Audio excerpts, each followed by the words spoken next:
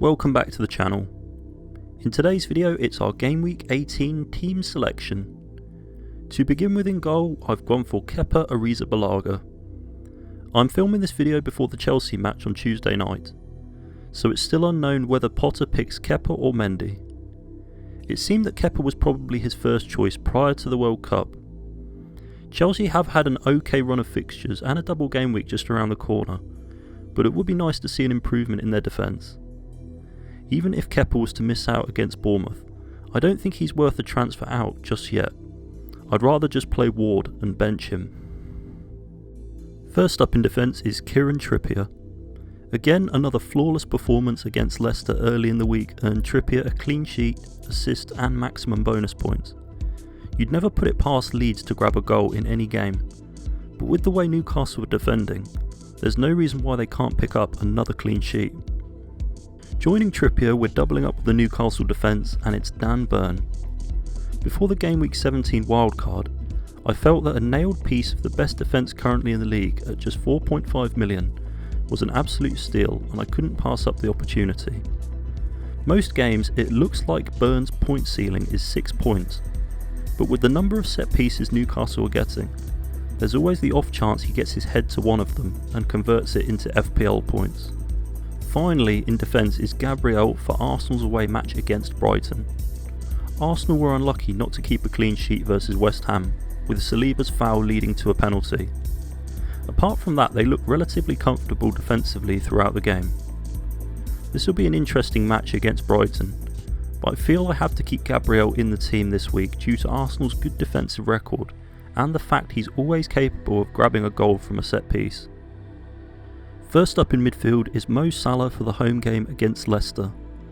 Liverpool looked threatening against Aston Villa and probably should have had a few more goals.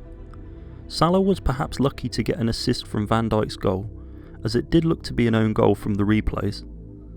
Leicester always seem to put up a good defensive performance against Liverpool, which is the only thing that puts me off of captaining Salah this week.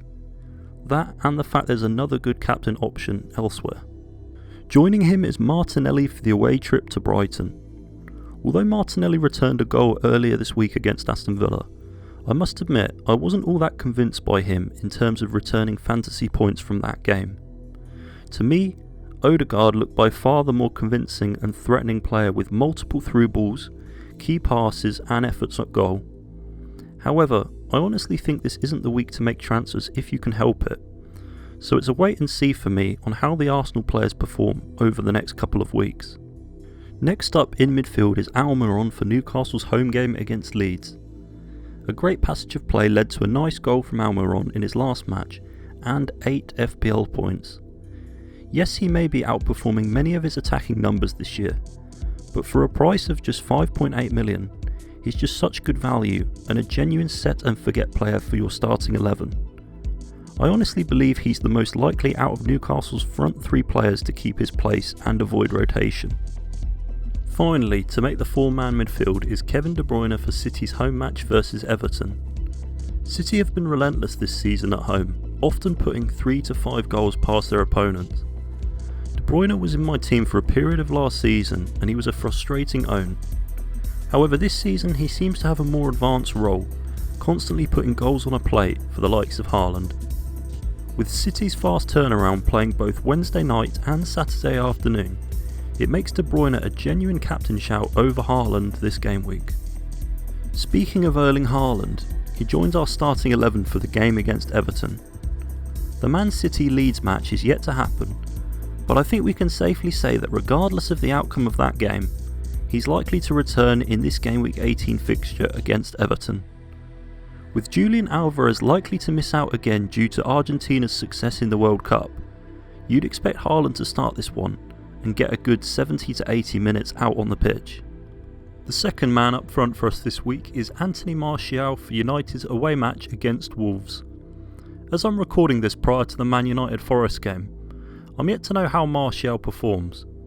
It was hugely frustrating to have Mitrovic in all of my Game Week 17 wildcard drafts all the way until last weekend when the Fulham manager said that he was likely to miss out. I swapped Mitrovic for Martial, only for Mitrovic to return a massive 15 points. United do have a couple of good upcoming fixtures, so it's probably worth holding on to Martial just for now. The final player to make the starting 11 is Che Adams against Fulham. I haven't seen much of Southampton this year, and I purely bought in Adams as a punt for his good fixture run over the Christmas period, and the fact that the Saints have recently appointed a new manager. A disappointing result against Brighton and no returns for Adams has put me off of him slightly, but I just don't think this is the week to make a transfer, and I would much rather carry 2 free transfers into the upcoming mini double game week. So that means our bench this week includes Ward, Perraud, Andreas and Patterson. There is a case for including both Perraud and Andreas in our starting 11 this week, but I think I slightly prefer starting Dan Burn and Che Adams.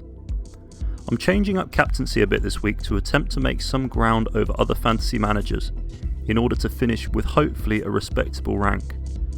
There are debatably 3 good captains to choose from this week, but I've decided on going for De Bruyne over Haaland and Salah. The main reason for this is firstly because I prefer City's home game to Everton over Liverpool's home game against Leicester. Secondly, I expect Everton to sit back with multiple players behind the ball, which will probably create multiple set piece and crossing opportunities for City. And thirdly, De Bruyne is just more nailed to start over Haaland in my eyes. This is obviously a pick that could backfire, but I think it's that time of the season to take a risk and have a bit of fun. So thanks so much for watching guys, and if you haven't done already, I'd really appreciate if you could subscribe and ring the bell notification so that you can receive future notifications on when I next post. Best of luck to all of you for the game week ahead.